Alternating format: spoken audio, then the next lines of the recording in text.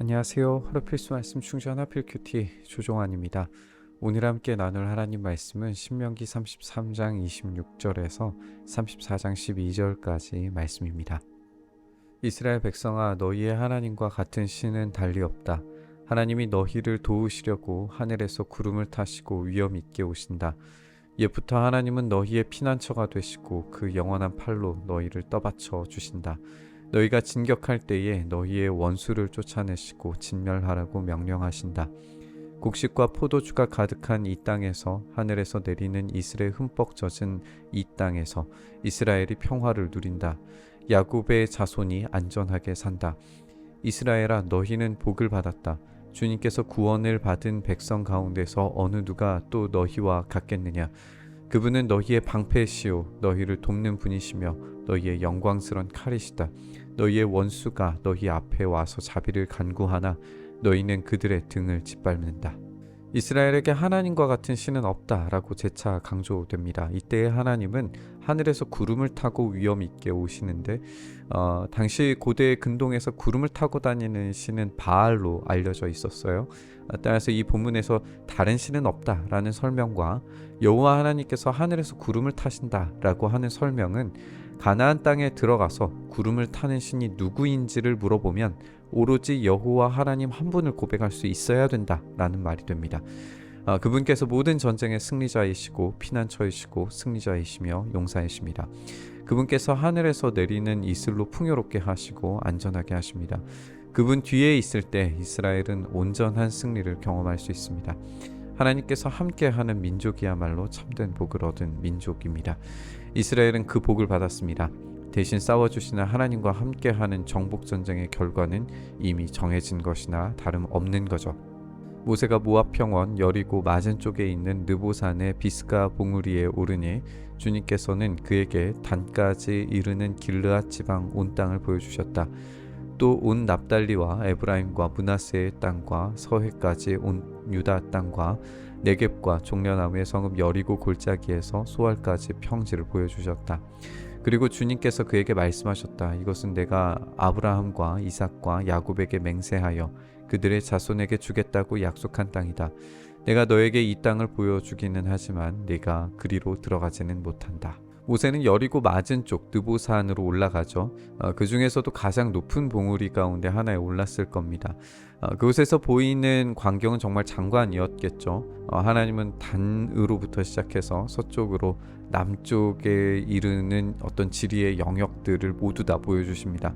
이 모든 영역을 실제로 보았을 것으로 이해되지는 않지만 모세가 눈에 담을 수 있는 모든 지경이 하나님께서 아브라함과 이삭과 야곱에게 맹세하신 땅이라는 점은 틀림이 없습니다. 그리고 이 글을 읽고 있는 독자들은 그 하나의 지도를 머릿속에 그리게 됨으로써 그 전체를 보여주신 하나님의 넓으신 땅을 놀라운 광경으로 한눈에 볼 수 있도록 하시는 그 은혜를 공유하게 됩니다.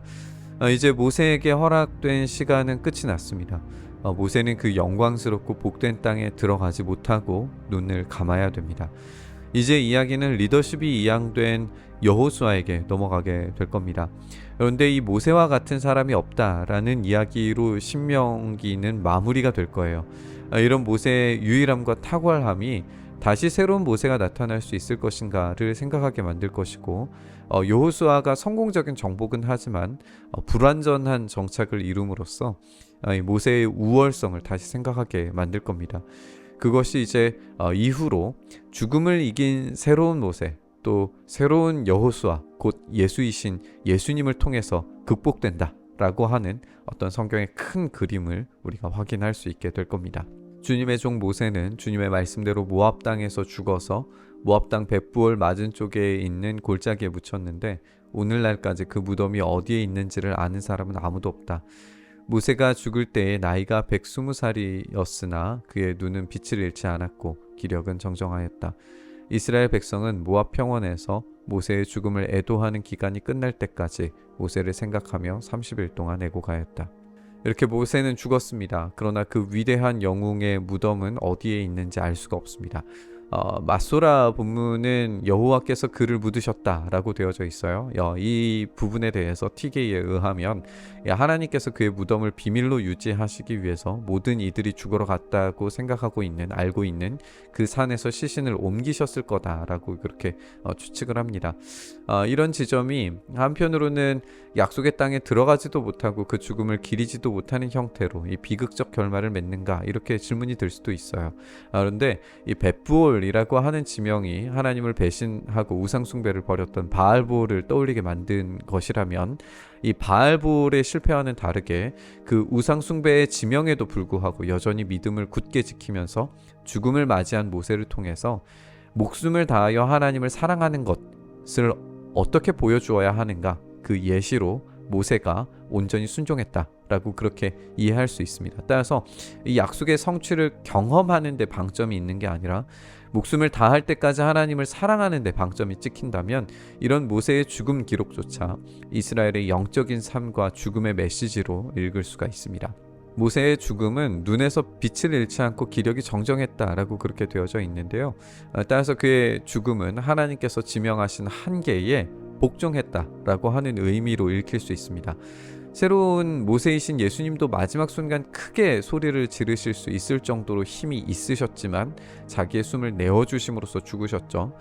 둘 모두 하나님께 대한 목숨을 다한 철저한 복종이라는 점을 공유한다는 걸 우리가 지적해 볼 수 있습니다. 모세가 눈의 아들 여호수아에게 안수하였으므로 여호수아에게 지혜의 영이 넘쳤다. 이스라엘 자손은 주님께서 모세에게 명하신 대로 여호수아의 말을 잘 듣고 그를 따랐다.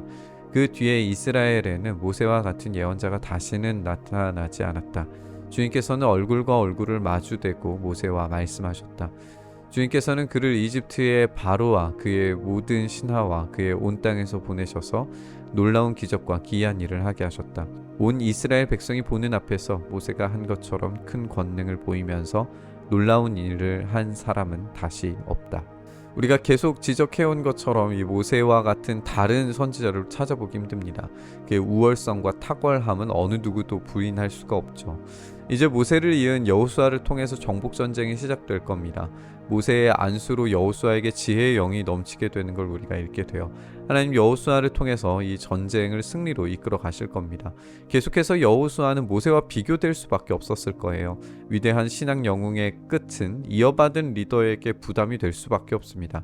하지만 여전히 새로운 리더인 여호수아 또한 하나님이 주인이시고 참된 리더이심을 고백할 때 여호수아의 여정이 순탄해질 겁니다. 그리고 여호수아는 분명히 훌륭하게 그 점을 보여주었습니다.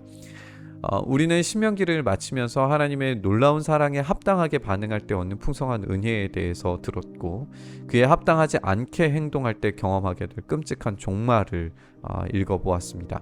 그것을 알았던 모세는 자신의 죽음 앞에서조차 담담하게 복종하기를 선택합니다. 그것이 은혜이고 그것이 자신에게 주어진 충분한 것임을 실제로 보여준 거죠. 하나님을 향한 목숨을 다한 사랑은 원대한 어떤 인간적 꿈조차도 내려놓게 만들 수 있습니다. 그런데 그게 끝이 아니라 그 순종을 통해서 무덤을 찾을 수 없다라고 하는 이야기를 통해 우리는 더 놀라운 비전, 어떤 부활의 그림자를 발견하게 됩니다. 우리도 목숨을 다한 사랑을 우리 하나님께, 우리 주님께 드릴 때 우리의 무덤이 사라지게 될 겁니다. 우리를 일으키시는 영광스러운 부활이 경험될 겁니다. 우리를 일으키시는 그 영광스러운 부활이 경험된다면 우리의 무덤이 사라지고 우리가 그 약속의 땅보다 더 영원한 땅을 향하여서 나아갈 수 있게 되겠죠. 그것이 지금도 무덤을 찾을 수 없는 이 모세의 무덤을 통해서 우리에게 가르치시는 진짜 의미가 아닌가 그런 생각이 들었습니다. 우리가 참된 부활을 소망하면서 목숨을 다하여 오직 주님께 우리의 모든 것을 다 드려도 아깝지 않을 주님께 온전한 복종을 드리기를 선택하면서 우리 주님께서 마침내 우리를 무덤조차 사라지게 만드시는 그 부활의 참된 소망으로 우리를 갚아주시리라 그 참된 소망을 잊지 않길 바라며 우리 묵상의 자리로 나아가시죠. 주님 그렇습니다. 우리를 향하신 그 원대하신 계획 앞에 우리가 할 수 있는 것은 단지 다만 온전히 순전함으로 복종하는 일뿐임을 고백합니다. 주님 그렇게 우리가 주님께 복종할 때 우리를 사랑하시는 그 사랑으로 말미암아 영원한 생명을 허락하시며 그 부활을 허락하실 줄 믿습니다. 그 영원한 나라에 우리가 들어갈 때까지 이 목숨을 다한 순종 끝까지 해낼 수 있도록 주여 우리에게 힘과 지혜와 능력 더하여 주시옵소서. 그렇게 우리 가운데 큰 소망으로 함께 하신 주님을 찬양하며 우리 주님 예수님 이름으로 기도드리옵나이다. 아멘.